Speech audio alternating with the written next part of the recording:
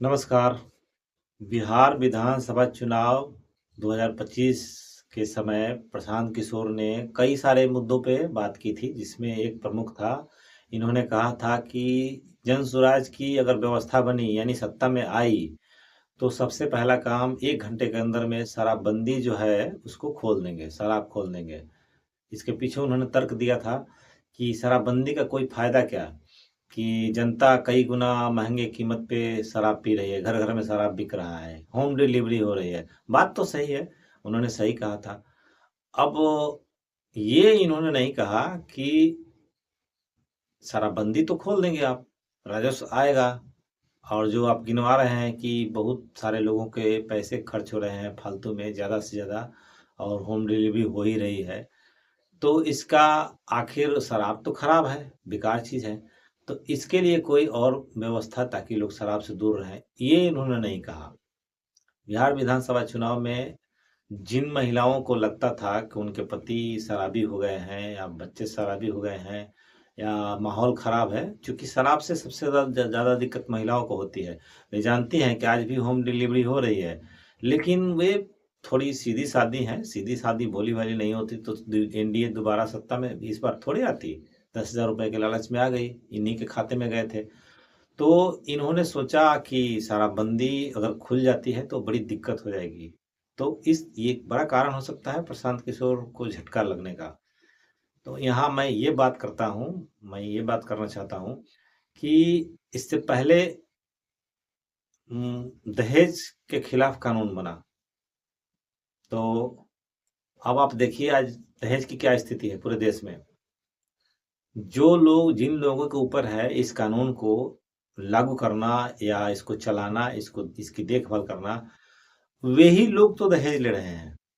थाने का दरोगा, उसका अगर लड़का शादी के लायक है तो 15 लाख, 20 लाख, 25 लाख। पढ़े लिखे लोग, इंजीनियर, डॉक्टर, प्रोफेसर, वकील, लड़के जो नौजवान हैं, शादीशुदा, शादी करने के लायक हैं और ये ऐसी डिग्री है उनके पास, तो वे शान की बात समझते हैं कि उनकी कीमत कितनी लग रही है। देखिए आज एक जैसे बैल बिकते हैं, घोड़े बिकते हैं, तो मेले में घोड़ा घोड़ा रखा हुआ है, किसी ने रखा उसकी कीमत लगाता है वो, इतनी माँग है इसकी, कस्टमर आते हैं। गाय, भैंस, बैल, घोड़े, पशु-पक्षी इत्यादियों की कीमत लगती है। ठीक उसी तरह लड़के जो है नौकरी करने वाले की कीमत ज़्यादा लगती है। प्रोफ़ेसर है तो उसकी ज़्यादा होगी, डॉक्टर है, सेना में है, पुलिस में है, अर्धसैनिक बल में, कहीं भी है, सरकारी नौकरी अगर है या किसी बढ़िया प्रोफ़ेशन में है तो उसकी अच्छी कीमत लगेगी। तो इसको लोग सामाजिक स्तर पे स्टेटस सिंबल समझते हैं, समाज में शान की बात समझते हैं। तो जिन लोगों के ऊपर अगर इस दहेज विरोधी कानून को लागू करना है, वही लोग तो इसमें लिप्त हैं।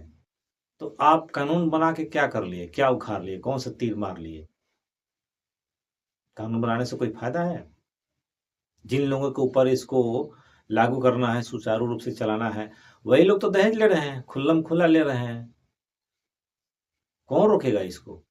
ठीक उसी तरह शराबबंदी कानून लागू हुआ, तो इसको लागू करना और सुचारू रूप से चलाना जिनकी ज़िम्मेवारी थी, वही तो 2 बोतल 4 बोतल रोज़ पीते हैं। कौन ऐसा अधिकारी नहीं है, जिसके ऊपर कानून इस शराबबंदी कानून को लागू करके चलाना है सुचारू रूप से, वो कौन-सा है जो नहीं पीता है? तो कानून बना देने से और इसके साइड इफ़ेक्ट हैं, जैसे दहेज विरोधी कानून के साइड इफ़ेक्ट हैं, उसी तरह इस कानून के भी साइड इफ़ेक्ट हैं। नुकसान आम जनता उठाती है। पब्लिक और बिचौलिए जो दलाल हैं, जो इसके सप्लायर हैं, बड़े-बड़े शराब कारोबारी माफिया हैं, वे लोग मालामाल हो रहे हैं, मर रही है जनता। मर तो वैसे भी जाएगी, जब कानून नहीं होगा, शराबबंदी कानून नहीं होगी, तो अब भी मरेंगे ये आम आदमी और अब भी मर रहे हैं। लेकिन तब उस समय मरने की संभावना कम होगी ताकि जब ये अभी अवैध शराब बन रहे हैं, उस समय खुल्लम-खुल्ला बनेगा, पियो, पीते रहो। तो मेरे कहने का मतलब ये मेरा मतलब कतई ये नहीं है कि शराब अच्छी चीज़ है। इसको कानून बनाने से सबसे अच्छा है कि आप उस जड़ पे हमला कीजिए। अभी मैंने बात की दहेज विरोधी कानून बना है, लेकिन कौन इसको रोकेगा? जो इसमें आम आदमी पीसे जाते हैं, दहेज विरोधी कानून है, तो अब इसका दुरुपयोग हो रहा है। किसी लड़की को कोई दिक्कत हुई तो उसके घर वाले दहेज विरोधी का दहेज कानून केस कर देते हैं, उसी दहेज के दहेज वाले केस, उसके ससुराल वाले फंस जाते हैं। कोई किसी ने अगर आत्महत्या कर ली, घर से भाग गई, तो फंस गए ससुराल वाले। तो इसमें आम आदमी, आप जाइए किसी कोर्ट में, जेल में, देखिए वहाँ कितने दहेज विरोधी कानून में फंसे हुए हैं और बहुत सारे निर्दोष हैं। ठीक उसी तरह शराबबंदी कानून का भी दुरुपयोग हो रहा है। तो मेरा मतलब ये है कि कोई भी सामाजिक बुराई जो है उसको कानून बना देने से वो ठीक नहीं होती है। कानून बना देने का मतलब है कि आप किसी घाव के ऊपर सिर्फ मलहम लगा के पट्टी कर दे रहे हैं। अंदर जो मवाद है वो तो अंदर ही है, वो तो नुकसान करेगा ही। जितना आप पट्टी बांध दिए 10 दिन, 20 दिन, 50 दिन, 100 दिन बाद वो तो अंदर ही अंदर नासूर बनेगा, फिर कैंसर हो जाएगा, फिर पता चला कि उसको पैर काटना होगा। तो दहेज विरोधी कानून बना तो दिए हैं, लेकिन आने वाले समय में इसका इतना बड़ा नुकसान होगा कि बस पूछिए मत। ठीक उसी तरह शराबबंदी कानून है।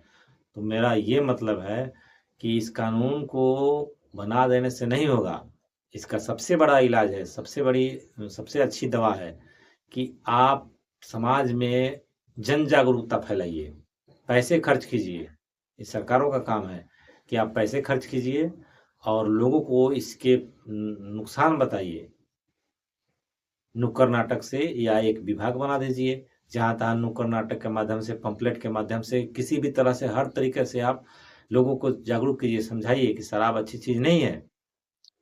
और फिर बच्चों के सिलेबस में चौथी, पाँचवीं, छठी, चौथी से बाद, पाँचवीं के बाद से हर क्लास में 1-2 पाठ दीजिए, शराबबंदी के नुकसान, इससे कितने नुकसान हैं उसको उसमें बताया जाए। सीबीएसई बोर्ड में के वाले भी मतलब एक सिलेबस में डालें, फिर बिहार सरकार भी डाले, केंद्र सरकार भी पहल करे इस पे, ताकि लोगों को ज़्यादा से ज़्यादा जागरूक किया जाए। ठीक उसी तरह दहेज विरोधी जो कानून है, कानून बनाने से कुछ नहीं होगा।